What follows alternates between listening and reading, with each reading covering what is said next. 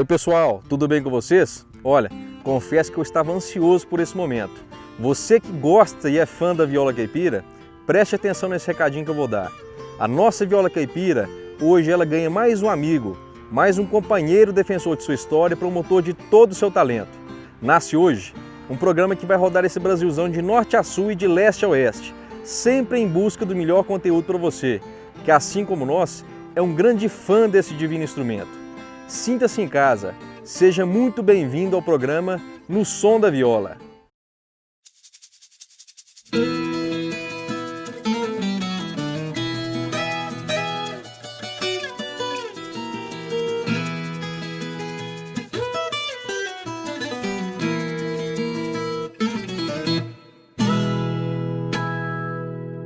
Seja muito bem-vindo ao programa No Som da Viola. Hoje a gente está com um conteúdo muito bacana.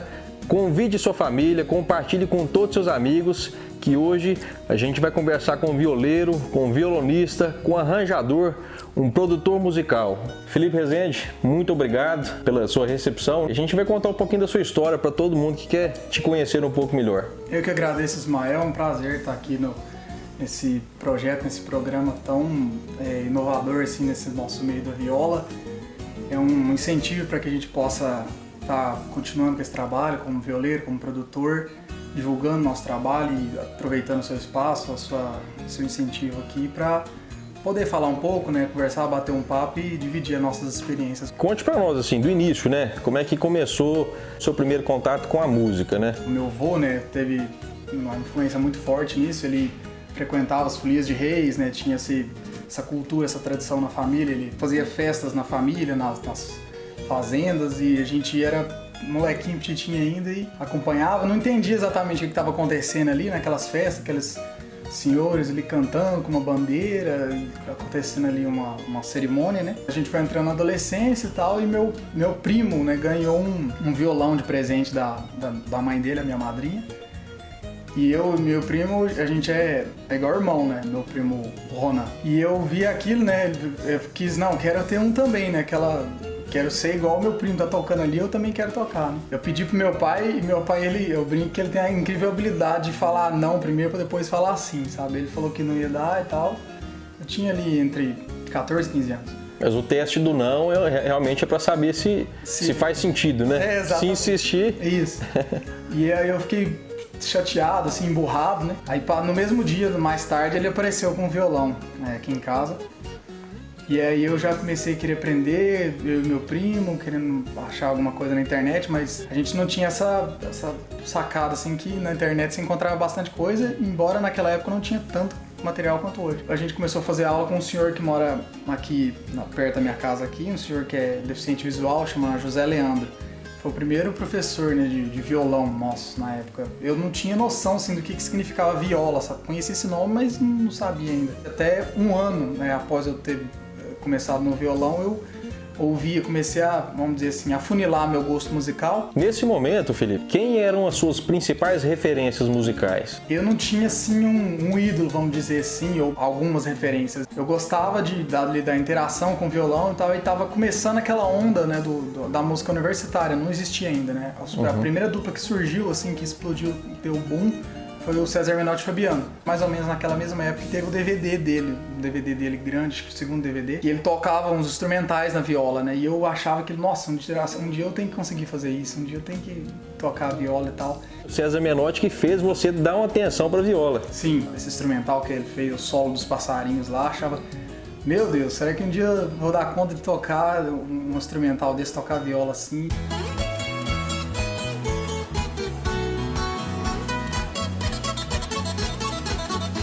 Deu uma cara diferente pra viola, né? Sim, brincando com a viola. Ele popularizou também a viola, né? Que a viola hoje tá mais pop, assim, né? Tá mais, vamos dizer, distribuída entre a moçada, né, o pessoal mais novo. Eu ouvia as músicas de viola, por exemplo, Pagode em Brasília, eu lembro certinho isso. Tentava fazer no violão, não dava conta, não conseguia, não entendia o que estava acontecendo. E aí que eu fui entender, meu avô foi me falar que era um outro instrumento, que era viola, foi falar quem que era Tião Carreiro. Eu mostrava alguns vídeos, por exemplo, achava alguns vídeos na internet de pessoas tocando, anônimos assim, tocando. E meu avô falava, não, meu filho, você tem que ver o Tião Carreiro e tal. E eu falava, meu avô acha que é só o Tião Carreiro que é bom, né? Ficava assim, achando que meu avô não sabia o que ele estava falando, mas é eu que não sabia o que eu estava falando, né? Pedi pro meu pai comprar uma viola, a gente foi com esse professor meu numa loja, meu pai comprou a minha primeira viola. E aí eu comecei a aprender na internet, vendo alguns vídeos, alguns materiais assim, entender o que era, né, as linguagens da viola. E aos poucos foi caminhando nisso. Aí quando mudou assim a minha trajetória mesmo, foi quando eu conheci o trabalho do Lucas Reis e Tássio. Eu vi eles tocando a maneira que eles tocavam assim, e eu queria fazer igual, né? Foi quando me inspirou assim a ser mais na viola, vamos dizer assim. Então eu tenho assim o privilégio, digo isso, de ser amigo deles e conviver na mesma cidade com eles e ter o contato que tantos violeiros, né, no Brasil inteiro, no mundo inteiro, que hoje tem violeiro em muitos países, queriam estar perto deles, conviver, estar junto, aprender, poder ter essa oportunidade. E eu, graças a Deus, tive a oportunidade de aprender com eles e hoje ser amigo deles. Eu acho que o Lucas Reis e Tássio são referências para muitos violeiros que estão começando a tocar viola e até mesmo para os mais experientes, né? Pelo jeito de tocar, pela nova pegada. Além de tudo, né, da capacidade deles, né, vamos dizer, chover no molhado, falar da musicalidade, da grandiosidade deles como músicos e cantores. Grande parte, né, da molecada que toca viola hoje é devido à influência do Lucas Reis e Tássio, né? Eles espelham e vão espelhar muitas pessoas, e eu sou um deles que me espelhei neles, me espelho até hoje. Como é que foi a sua amizade? Como é que você conheceu o Bruno Takahashi? Foi de uma forma bem natural e através assim, do artifício da internet, né? Na verdade eu gravei um arranjo, né, para um pagode, uma música do meu grande amigo Carlos Lima. Eu recebi uma mensagem assim, do Bruno, falando, oh, gostei demais, recebi no áudio aqui, gostei demais do seu arranjo, é assim que é ele mesmo e tal. Eu agradeci, a gente começou a trocar ideia, conversar. Eu já tinha tido um primeiro contato com ele, assim, para perguntar de uma viola, para uma opinião de uma viola que ele tinha, mas assim, não tinha entrado muito em pormenores, né? E aí a gente começou esse contato, assim, né, de WhatsApp, ele falando dessa música e tal. E ele tava terminando naquela época ali o ensino médio, né? E falou do desejo dele de vir, né, de se mudar lá da cidade dele, que é Itapeva, né? Itapeva, no interior de São Paulo. Falou, né, de que estava pensando em vir para Uberlândia, como que era aqui sobre a viola, se ele conseguiria sobreviver, né, a partir de tirando o sustento dele, né, fazendo faculdade aqui, e incentivando ele, falando que daria certo, né, que tem um movimento muito grande de viola, um número de violeiros muito grande, assim, proporcionalmente é o maior. Eu tenho assim a firmeza de dizer isso, que proporcionalmente a maior concentração de violeiros do Brasil é aqui em Uberlândia, né? Pode ser que em número, por exemplo, a São Paulo, a capital, tenha mais violeiros que aqui, mas proporcionalmente Uberlândia tem mais. Vou te fazer uma pergunta então. Para cada árvore que você balança aqui em Uberlândia, quantos violeiros que caem? No mínimo 3. No mínimo. É mais que dupla. Depende da época do ano. Depende da época do ano. E teve um festival que eu acho que o Valtene, né, na época, eu tava participando de concursos, né, e o Valtene não podia ir, né, aí eu convidei o Bruno, vamos lá então, a gente canta, e era aquele pagode, viola de aroeira, né, falou, não, vamos, beleza, ensaiamos ali a música, participamos lá em Lins, interior de São Paulo. Participamos, graças a Deus tivemos a felicidade de ser campeão desse festival, o primeiro que a gente participou. Eu conheço a música, conheço o arranjo, viola de aroeira, e antes de você tocar pra gente, conte um pouquinho como que foi a sua inspiração para esse arranjo. Quando o Carlos Lima me mandou ele, né? É um pagode. É um pagode, né? Quando ele me mandou esse arquivo, né? Ele mandou um monte de músicas dele num grupo e eu ouvi esse arquivo, essa música lá. Gostei demais da letra, assim, do estilo, né? Eu já pensei que poderia ter o potencial. Já tava pensando naquele primeiro festival que a gente participou lá em Uberaba, né? Em Valtene. E eu falei, nossa, esse pagode aqui é legal e tal. E eu tinha um arranjo do Carlos Lima, mas eu queria criar um outro arranjo pra dar uma visão minha pra música, assim, né? Na ocasião eu iria tocar viola e tal, eu queria executar algo meu, né? E eu sempre gostei, assim, de criar. E eu queria algo, assim, que como era pra palco, era algo caloroso, assim, né, pro momento, eu queria algo que fosse impactante, forte, assim, que você pudesse fazer de uma maneira natural, né, em cima do palco, né, conseguisse fazer numa velocidade moderada, e isso tudo foi somando pra minha vontade de criar aqui. Eu sempre fui admirador de músicas country, assim, blues, muito, apesar de não ser um arranjo propriamente dito country, né, mas tem algumas, assim, umas influências, né, umas passagens, né. E um dia, nessa sala aqui, eu tentando criar, assim, praticamente como se alguém soprasse pra mim. Eu já fiz, assim, a primeira parte e queria fazer um finalzinho, já consegui, assim, coisa de menos de 10 minutos, fiz, assim, do que os outros eu já estava pensando há muito tempo pra fazer e não estava conseguindo. Então surgiu de maneira muito natural pra mim e, graças a Deus, foi um arranjo que divulgou muito do meu trabalho na internet, né? Fez muitas pessoas chegarem até mim, inclusive o Bruno Takashi. É uma alegria pra mim sempre, e eu fico feliz. As pessoas, algumas são ciumadas, assim, de quando muda o arranjo, né? Quando vai tocar e muda o arranjo.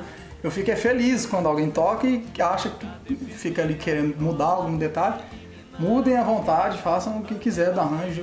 É um arranjo nosso, não é só meu, não, é de todos nós. Conheço o Felipe tem pouco tempo, né? Mas deu pra perceber o tanto que ele é humilde, né? E simples. O Felipe tem um dom enorme, um arranjador de primeira. E ontem eu tava vendo um ao vivo que o Bruno fez com o Tasso, rapidinho, eles estavam justamente tirando, na verdade o Tasso estava tentando tirar a viola de Aroeira junto com o Bruno, né? Uhum. E o Tasso xingou umas 3 vezes lá. Como é que você fez um trem tão difícil, Chico? Não, essa é humildade dele, assim, que ele é um violeiro, não é à toa que tá onde tá, pela capacidade dele, é um violeiro, tá no topo da viola e vai permanecer lá sempre. Vamos lá? Viola de Aroeira? Vamos fazer sim.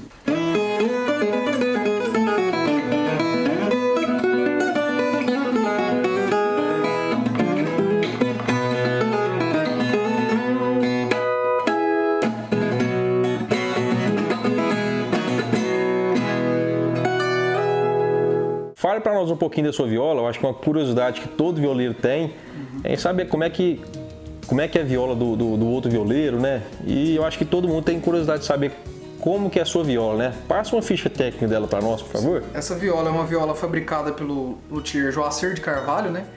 Ele reside hoje na cidade de São Pedro, no estado de São Paulo. Na época, quando eu busquei, estava em Campo Grande, no Mato Grosso do Sul. É uma viola, né, feita toda em madeira maciça, o tampo em abeto alemão, lateral e fundo maple, cavalete em jacarandá da Bahia, a escala em ébano, o braço, né, em Amapá, e as tarraxas são tarraxas simples da Deval. Basicamente é isso. Então, viola acústica? Viola acústica, eu optei por não colocar nenhuma captação nela. Tem uma filetação padrão simples, né, das violas do Joacir. É isso. Gente, pensa numa viola que fala. Aí pensa na viola que fala. Eu poder falar aqui um pouco do trabalho do Joacir, né? Sempre me tratou com toda atenção. Uma viola que me satisfaz muito mesmo, gravo no estúdio com ela. Quem trabalha em estúdio, quem já teve a oportunidade de acompanhar alguma gravação em estúdio, sabe que o instrumento, para entrar no estúdio, para ter qualidade, precisa responder à altura em todos os quesitos, timbre, afinação principalmente. Esse é o ponto que muitos dos instrumentos acabam pecando, e é um instrumento feito artesanalmente, né? Então a pessoa carrega uma responsabilidade muito grande. Afinação, timbre, projeção sonora, me satisfaz muito essa viola aqui, sou muito feliz com essa viola. Muito obrigado ao Joacir de Carvalho, um abraço para ele também. Vamos visitar o seu um dia, viu, Joacir? Será um prazer para nós. Vamos falar um pouquinho das suas composições? Vamos, sim. Eu acho que todo mundo assim, que te acompanha ou que não te acompanha, vai passar a acompanhar agora, tem que escutar aquela composição sua que chama Guria. Sim. Cara, assim, qual foi a sua influência? O que você pensou para você fazer aquele instrumental? É uma música assim, diferente, né, da maneira tradicional de compor assim, dentro da música caipira, né? Eu usei outra afinação nela, uma afinação chamada por alguns de boiadeira, né, que é a mesma dessa afinação cebolão aqui, só que o quinto par é afinado um tom abaixo. E assim, eu tentei expressar ao máximo, assim, pensar o menos possível na parte técnica e aplicar assim aquilo que vem de dentro mesmo, assim, de um momento que eu estava passando. e coloquei isso no instrumento, assim, tentei ser o mais verdadeiro possível, assim, fiquei muito feliz e agradecido, né, por ter tido boas inspirações e boas energias próximo de mim para eu poder expressar isso de uma maneira respeitosa, de uma maneira sutil, assim como eu tinha essa intenção, né.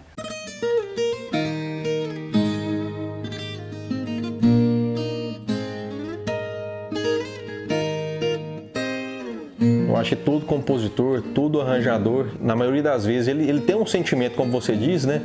Para fazer suas composições. Essa música, essa composição Guria, o que é o sentimento que você teve para você fazer ela? Ela carrega uma mescla assim, de sensações, de sentimentos, de cores, né? Eu tenho um amigo meu que sempre que eu componho algo, eu faço questão de mandar para ele, ele tem uma sensibilidade assim, grande, é um grande amigo meu, violeiro também, que é o Halfer. Um abraço pro Halfer. Que eu mando pra ele a definição dele, assim, quando eu mandei pra ele, ele definiu, assim, cara, eu não vou mentir, eu chorei lendo.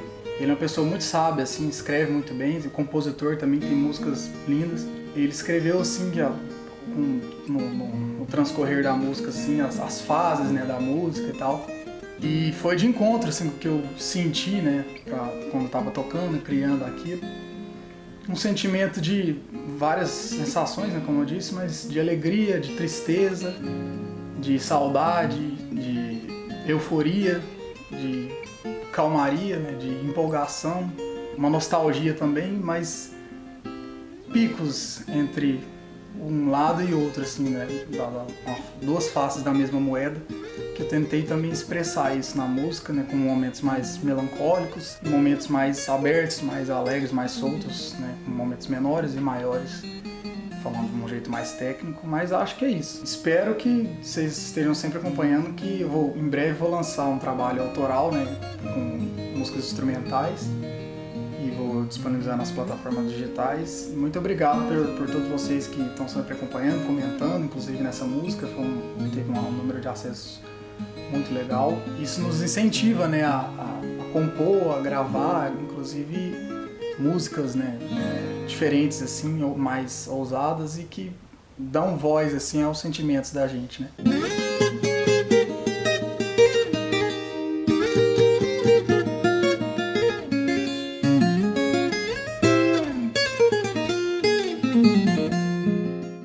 Felipe, fala um pouquinho sobre produção musical. A gente que está te acompanhando está vendo que é um trabalho difícil, complexo, mas que você está em extrema ascensão, né? É um trabalho assim que você está em constante aprendizado, está sempre melhorando, né? Todo produtor, ele sabe que ele está sempre evoluindo, ele olha para as produções antigas, ele sabe que era uma fase diferente dele e do mercado e tal. Tento sempre aprender, né, com meus grandes amigos, tive a oportunidade, né, de convivi dentro de estúdio com as minhas amigas e referências, minhas professoras eternas, sempre as irmãs Barbosa. Um abraço, um beijo carinhoso para Edna e para Diná. Tive dentro do estúdio gravando e acompanhando, assim, gravações que pessoas que acompanham o trabalho delas e da música sertaneja pagariam milhões para assistir e ver o que eu vi. Eu agradeço a Deus, agradeço a elas, muito mesmo. Tá junto, ver elas gravando voz, assim, eu sentado aqui numa cadeira e a Diná sentada assim na minha frente gravando voz. Um aprendizado muito grande pra mim no disco mais recente delas, né, o Morena Bonita. E gravei viola, né, em algumas faixas desse disco, gravei violão também, violão solo. Aprendi muito e aprendo ainda com um grande amigo que é o produtor musical, Fred Garcia. É um dos proprietários, sócios do estúdio PFG Studios aqui de Uberlândia, é um dos melhores estúdios da região aqui e do Brasil. Aprendo muito com ele, uma pessoa de extremo conhecimento, extrema humildade, alto astral, um profissional muito, assim, enriquecedor de estar junto com ele. Tenho, assim, a oportunidade de estar trabalhando hoje com produção, gravando viola, produzindo, né, trabalhos, não só de viola. Recentemente fiz um trabalho, né, para os dois violeiros, uma dupla que tem um trabalho com viola, mas produziu uma guarânia, né, com arranjo de cordas, né, gravação do Aramis Rocha.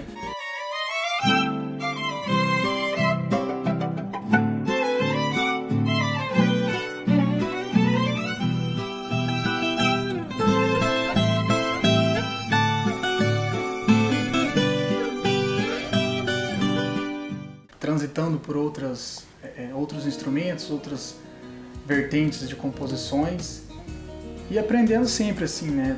Faço alguma parte do meu trabalho de gravação em casa também, né? Com equipamento, algo que precisa de um espaço maior eu levo para o estúdio. Estou sempre assim em constante estudo para poder aprimorar, né, as minhas composições, pensando em linhas de arranjo, linhas de produções, para poder sempre olhar para trás, saber que hoje eu estou melhor, né, mas também que eu sempre estou me empenhando, né, sempre estive e sempre estou me empenhando para melhorar. Então você que tem aí uma música ou você pretende gravar um CD, tá aqui um grande produtor musical para estar te ajudando você nos seus projetos. Com certeza, vai ser um prazer. Quem quiser entrar em contato, só entrar em contato pelo direct do Instagram, que a gente responde, entra em contato, ou pelo meu e-mail também, que é contato@feliperesende.com. E vai ser um prazer poder atender. E também eu trabalho como professor de viola, né? E estou à disposição também, só entrar em contato que a gente conversa e agenda tudo. Bacana. Felipe, fala para nós um pouquinho sobre aquela experiência do projeto que você fez com o Bruno Takashi e o Valtene também.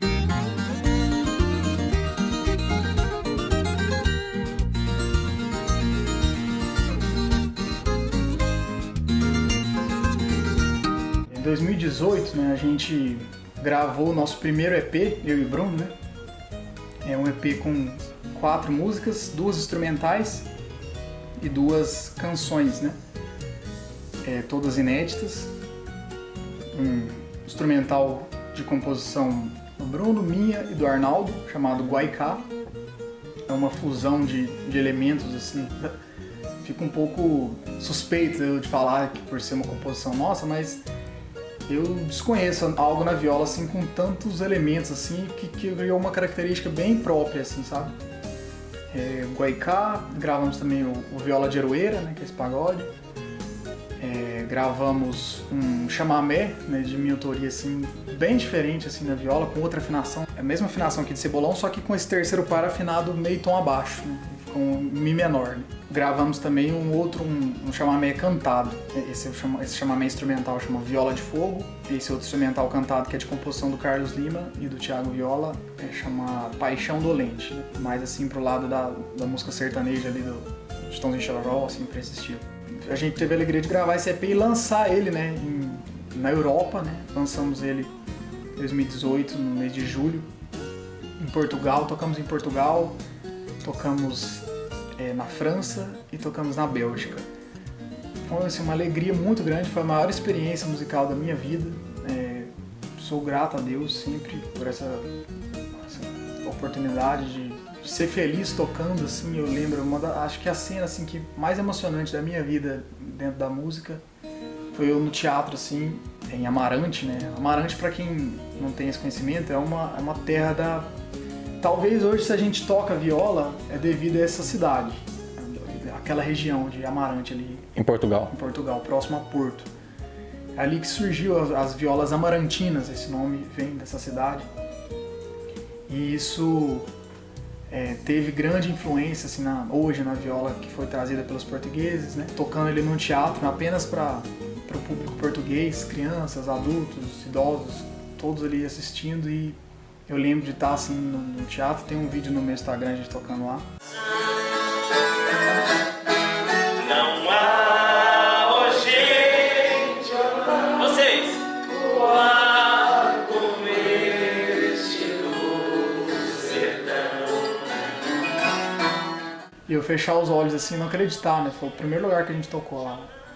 Eu não acreditar onde que eu tô, como que fui parar ali, tocando música que eu gosto, tocando instrumento que eu amo. Eu fechar os olhos assim, tocar algumas músicas inteiras assim, de olhos fechados e assim, não acreditar, tá em êxtase assim. Na hora que eu abri os olhos assim, eu ter que pensar de novo, eu tô aqui mesmo, assim, foi uma experiência incrível, né? A gente fica realmente feliz por vocês terem atravessado o Brasil para conhecer terras novas e defender e promover a nossa cultura, né, através da viola.